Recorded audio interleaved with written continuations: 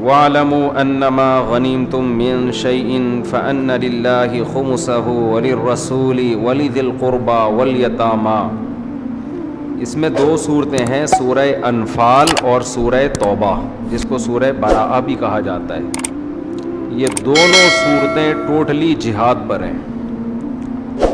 ہمارے نبی صلی اللہ علیہ وسلم کو اللہ نے 23 سال نبوت کے بعد زندگی دی ہے۔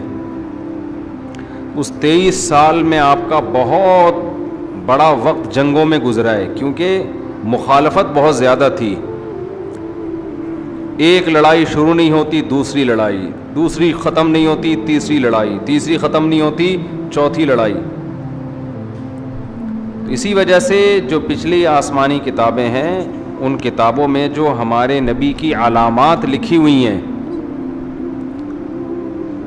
ان میں ایک علامت ہے نبی الملاحم، گھمسان کی جنگوں والا نبی۔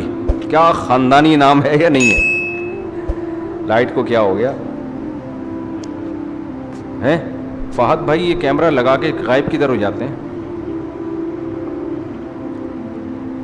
تو گھمسان کی جنگوں والا نبی، ملحمہ کہتے ہیں، لحم کا لفظ سنا ہے نا، لحم گوشت کو کہتے ہیں عربی میں، گوشت کے ریشے آپس میں چپکے ہوئے ہوتے ہیں۔ تو ملحمہ کا معنی بھی ایسے جو جنگیں ہوتی ہیں نا جس میں تلواریں تلواروں کے اندر گھسی ہوئی ہوں، لوگ لوگوں میں گھسے ہوئے ہوں، ایسی گھمسان والی جنگیں۔ تو ہمارے نبی کا نبوت کے بعد بہت بڑا حصہ کس میں گزرا؟ جنگوں میں۔ قرآن میں ہم نے جو کل آیتیں پڑھی تھیں، ان میں ایک آیت یہ بھی تھی، الذین یجدونہ مکتوبا عندہم فی التوراۃ والانجیل، کہ یہود و نصارہ میں جو اہل حق ہے نا، وہ رسول اللہ صلی اللہ علیہ وسلم پر ایمان لے کر آتے ہیں، اس نبی پر ایمان لاتے ہیں جن کا نام یہ تورات اور انجیل میں لکھا ہوا دیکھتے ہیں۔ واضح لکھا ہوا ہے ہمارے نبی کا نام، آج تک لکھا ہوا ہے۔ ڈاکٹر ذاکر نائک کا آپ نے سنا ہوگا، اکثر وہ حوالہ پیش کرتے ہیں، یہ آیتیں بائبل میں اور تورات میں خاص کس کے بارے میں ہیں؟ رسول اللہ صلی اللہ علیہ وسلم کے بارے میں۔ اور اس کی سب سے بڑی دلیل یہ ہے کہ ہم عیسائیوں سے پوچھتے ہیں اگر اس سے نبی مراد نہیں ہے تو پھر کون مراد ہے؟ کون مراد ہے پھر اس سے؟ بھائی جو پیش گوئیاں کی جا رہی ہیں تو پھر تو 2000 سال سے زیادہ ہو گئے، اب تک تورات کی وہ اور انجیل کی وہ پیش گوئیاں گویا پوری ہوئی نہیں ہیں، تو وہ کون ہیں؟ تو وہ نبی محمد صلی اللہ علیہ وسلم ہے۔ تو پچھلی امتوں میں جو علامتیں لکھی ہوئی ہیں ہمارے نبی کی، اس میں ایک علامت گھمسان کی جنگوں والا نبی، دوسری علامت ان کو ساتھی کیسے ملیں گے، ساتھی بھی بڑے وفادار ہوں گے۔ پیغمبر کی علامتوں میں سے یہ بھی، والذین معہ اشداء علی الکفار رحماء بینہم تراہم رکعا سجدا یبتغون فضلا من اللہ ورضوانا، تم ان کو رکوع اور سجدے میں دیکھو گے، ہر وقت اللہ کی رضا کی تلاش میں رہیں گے وہ۔ تو قرآن نے صحابہ کی یہ فضیلت بھی بیان کی ہے کہ ذالک مثلہم فی التوراۃ، قرآن کہہ رہے یہ ان کی مثالیں تورات میں ہیں، یعنی اللہ نے تورات میں صرف محمد صلی اللہ علیہ وسلم کا تذکرہ نہیں کیا، بلکہ ابو بکر، عمر، عثمان، علی، ابن مسعود، ابو ہریرہ، ابن عباس، حضرت عباس، معاذ ابن جبل اور جابر بن عبداللہ، یہ سارے، حضرت عائشہ، حضرت زینب، سارے صحابہ صحابیات کا تذکرہ بھی اللہ نے قرآن میں تورات میں ذکر کر دیا کہ ایسے ساتھی ہوں گے۔ یہ نہیں کہ ایک ایک کا نام ہائی لائٹ کیا، ان کی علامتیں بیان کر دیں۔ تو ان علامتوں میں اب دیکھو نبی صلی اللہ علیہ وسلم کا بہت بڑا وقت آپ کا جنگوں میں گزرا ہے، لڑائیوں میں گزرا ہے، حالانکہ آپ نبی رحمت ہیں، وما ارسلناک الا رحمتا للعالمین، قرآن کہہ رہے ہم نے تمام جہان والوں کے لیے آپ کو رحمت بنائے۔ تو آپ کہہ سکتے ہیں یہ کیسی رحمت کہ اتنا بڑا حصہ آپ کا کس میں گزرا؟ جنگوں میں۔ ایک روایت کے مطابق 27 مرتبہ آپ خود بنفس نفیس گھوڑے کی پشت پر سوار ہو کر لڑنے کے لیے گئے ہیں. کتنی مرتبہ؟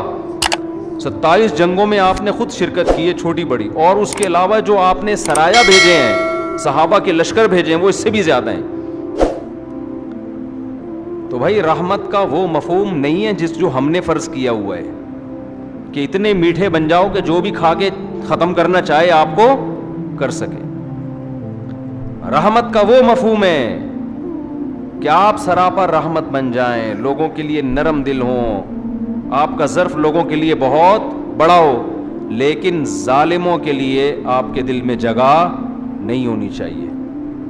آج بہت سے لوگ ظالموں پہ ترس کھا رہے ہوتے ہیں. ڈاکو پکڑے جاتے ہیں نا, ان کو چھوڑ دو بیچاروں کو, توبہ کر لیں گے, اللہ بہت غفور اور رحیم ہے.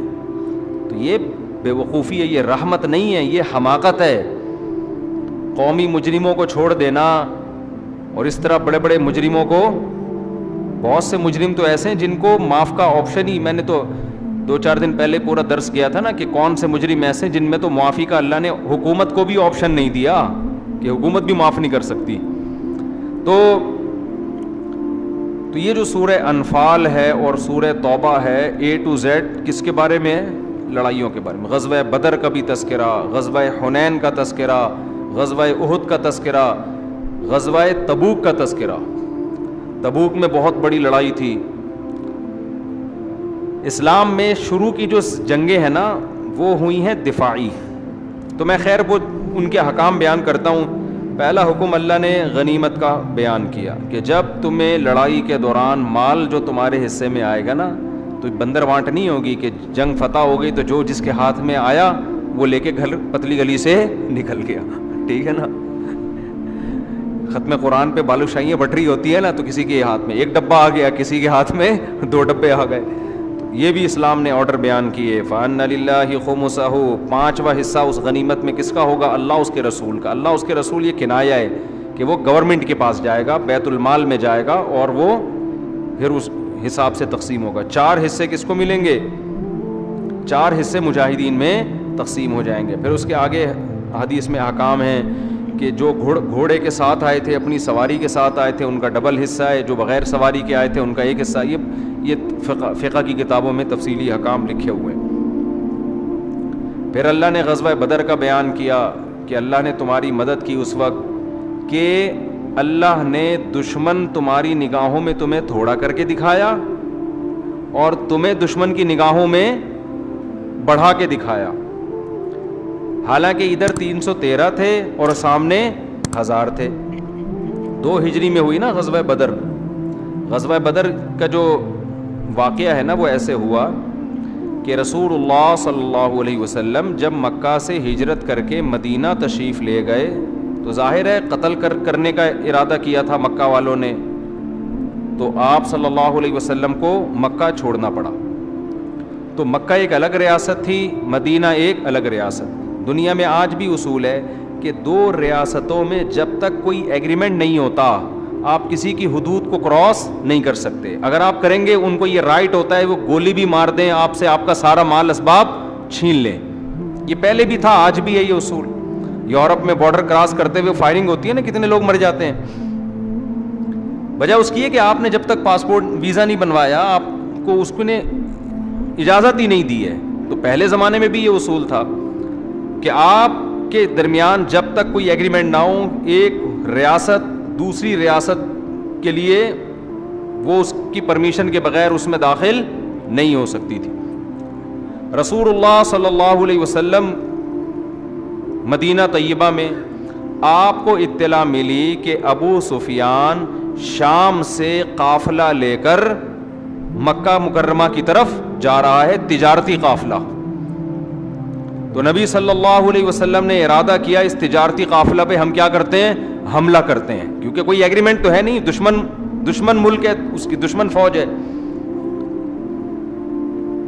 تو آپ صلی اللہ علیہ وسلم نے صحابہ کو تیار کیا کہ اطلاع مل گئی کہ بھائی ہم نے کیا کرنا ہے, اس قافلے پہ گوریلا وار کرنی ہے اور یہ ہم نے اپنے قبضے میں لے لینا ہے. کیونکہ مجبور کس نے کیا تھا ان حالات پر جو معاشی تنگی کا مسلمان شکار تھے اس تنگی کا شکار کرنے والے کون تھے, اس میں مبتلا کرنے والے کون تھے؟ مکہ والے تھے نا. آج بہت سے لبرل لوگ اس واقعے پر اعتراض کرتے ہیں کہ یہ کیا بات ہے بھائی, تجارتی قافلہ جا رہا تھا تو جانے دیتے, اس پہ شبخون مارنے کی کوشش کیوں کی, اس کو چھیننے کی کوشش کیوں کی؟ تو سوال یہ پیدا ہوتا ہے کہ آج آپ کسی ملک کے بارڈر میں جاؤ نا, اس ملک کی آرمی کو وہ پوچھے گی آپ سے, بھائی کوئی کارڈ ہے آپ کا؟ کوئی کارڈ نہیں ہے. پھر ان سے بولو کہ آپ حقوق انسانی ہیومن رائٹس کا خیال کرتے ہوئے اس کو پروٹوکول دے کے تمیز سے کیا کر دو, رخصت کر دو. ایسا کہیں بھی نہیں ہوتا, کیونکہ یہ جنگ سمجھی جاتی ہے. اور پھر ان حالات پر مجبور کس نے کیا؟ مشرکین مکہ نے. یہاں بھی لبرل لوگ غلطی کرتے ہیں, وہ یہ کہتے ہیں کہ بھائی ان کا لیے ان کا مذہب اور مسلمانوں کے لیے مسلمانوں کا مذہب. تو ہم بھی تو یہی کہتے ہیں, رسول اللہ صلی اللہ علیہ وسلم نے مکہ میں 13 سال کوئی ڈنڈے کے زور پہ تھوڑی کسی کو اسلام کی دعوت دی ہے. آپ نے بتایا بھائی یہ راستہ غلط ہے. تو لبرلزم کا تقاضا یہ تھا کہ وہ کہتے بھائی جس نے ان کو فالو کرنا ہے ان کو فالو کرے, جس نے ہمارے بتوں کو فالو کرنا ہے وہ ہمارے بتوں کو فالو کرے. لیکن انہوں نے ایسا نہیں, انہوں نے قتل کی دھمکیاں دیں. حضرت ابو طالب جو اگرچہ غیر مسلم تھے لیکن آپ صلی اللہ علیہ وسلم کا ایک چچا ہونے کی وجہ سے دفاع کرتے رہے, تو حضرت ابو طالب کا خیال کرتے ہوئے انہوں نے نبی کو قتل نہیں کیا. بالآخر ایک وقت آیا کہ انہوں نے یعنی مشرکین مکہ نے کہا کہ اب کسی بھی صورت میں ہم آپ کو قتل کریں گے. تو یہ ظلم کس کی طرف سے تھا؟ مشرکین مکہ کی طرف سے تھا. پھر صحابہ پہ ظلم ہوا, ان سب کو ہجرت کرنی پڑی. یہ بالکل ایسے ہی ہے جیسے فرعون نے موسیٰ علیہ السلام سے کہا تھا کہ آپ مجھے دین کی دعوت دے رہے ہو, میں نے آپ کو اپنے گھر میں پال پوس کے بڑا کیا ہے, میرے آپ پر احسانات ہیں. تو موسیٰ علیہ السلام نے جواب میں کیا فرمایا کہ یہ بھی تو ایک نعمت ہے کہ تو نے بنی اسرائیل کو غلام بنایا ہوا ہے. کیا مطلب کہ اگر تو بنی اسرائیل کو غلام نہ بناتا, اس کے بچوں کو قتل نہ کرتا, تو میری ماں مجھے کبھی صندوق میں ڈالنے پر مجبور نہ ہوتی, اور نہ میں تیرے محل میں آتا اور نہ تیرے محل میں تربیت پاتا. یہ جو تربیت پر میں مجبور ہوا ہوں کہ تیرے محل میں پلوں بڑھوں, تو یہ بھی تو تیری حرکتوں کی وجہ سے ہوا ہوں. اس کی مثال ایسے جیسے آپ کسی کو گرفتار کر کے جیل میں ڈال دیں اور روٹی کھلا رہے ہیں صبح شام, اور 1 سال کے بعد آپ کو بولیں کہ میں نے تجھ پر کتنا احسان کیا کہ میں نے تجھے صبح شام 2 پراٹھے کھلائے ملائی کے ساتھ. تو اگلا کہے گا یہ مجبور جو میں تیرے ٹکڑوں پہ مجبور ہوا نا, یہ مجبور کس نے کیا ہے؟ تو نے کیا, ورنہ میرے دونوں ہاتھ دونوں پاؤں سلامت تھے, میں اپنے خرچے پہ کھا سکتا تھا. تو یہ تیرا احسان نہیں ہے, تیرا ظلم ہے جو تو نے مجھے جیل میں ڈال دیا. اب وہاں پراٹھے کھلا کے کیا کہہ رہے کہ میں تجھے کیا کھلا رہا ہوں؟ پراٹھے بھی کھلا رہا ہوں اور پراٹھے کے ساتھ ملائی بھی کھلا رہا ہوں. تو بعض لوگ کیا کرتے ہیں, ظلم کر کے آپ کو مجبور کر دیتے ہیں اور پھر کچھ احسان کر رہے ہوتے ہیں. جیسے بڑا بھائی, سارے بڑے بھائی ایسے نہیں ہوتے, چھوٹے یتیم بھائی یا یتیم بہن کی وراثت پہ قبضہ کر کے ان کو عید بقرعید پہ کپڑے بنا کے دے رہے ہوتے ہیں, اور پھر کہہ رہے ہوتے ہیں دیکھو ہم کتنے اچھے ہیں, ہم تمہارے اسکول کی فیسیں بھی دیتے ہیں, اور کوئی مسئلہ ہو تو ہمیں بتانا ہے, ٹھیک ہے. تو بھائی تو جو ان پہ خرچ کر رہا ہے یہ اپنے باپ کے پیسوں سے تھوڑی کر رہا ہے, ان کے پیسوں سے کر رہا ہے. تو یہ بڑے ڈرامے دنیا میں ہو رہے ہیں. خیر, تو رسول اللہ صلی اللہ علیہ وسلم نے ارادہ کیا. دیکھو یہاں بھی نبی اسباب اختیار کر رہے ہیں, یہ بھی چیز سمجھنے کی ہے. آپ نے یہ نہیں فرمایا کہ نہیں ہم مدینہ میں آرام سے بیٹھے رہتے ہیں, کوئی قافلہ جا رہا ہے تو جانے دو, چلو ہمارے اخلاق سے وہ اتنے متاثر ہوں گے, ان کو پتہ چلے گا کہ قافلہ گزر گیا اور پھر بھی مسلمانوں نے کچھ بھی نہیں کہا, اتنا اچھا امیج ہمارا جائے گا. بھائی آپ کا امیج جتنا بھی اچھا جائے, ادھر مدینہ میں لوگ بھوک سے مریں گے.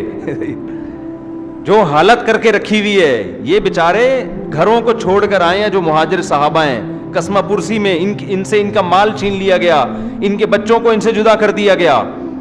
تو اللہ سے دعائیں مانگیں, لیکن جہاں اسباب کا موقع ملے وہاں اسباب ترک نہیں کرنا ہے. تو آپ نے حکم دیا بھائی تیاری کرو, حکم دیا کیا کرنا ہے, تیاری کرو.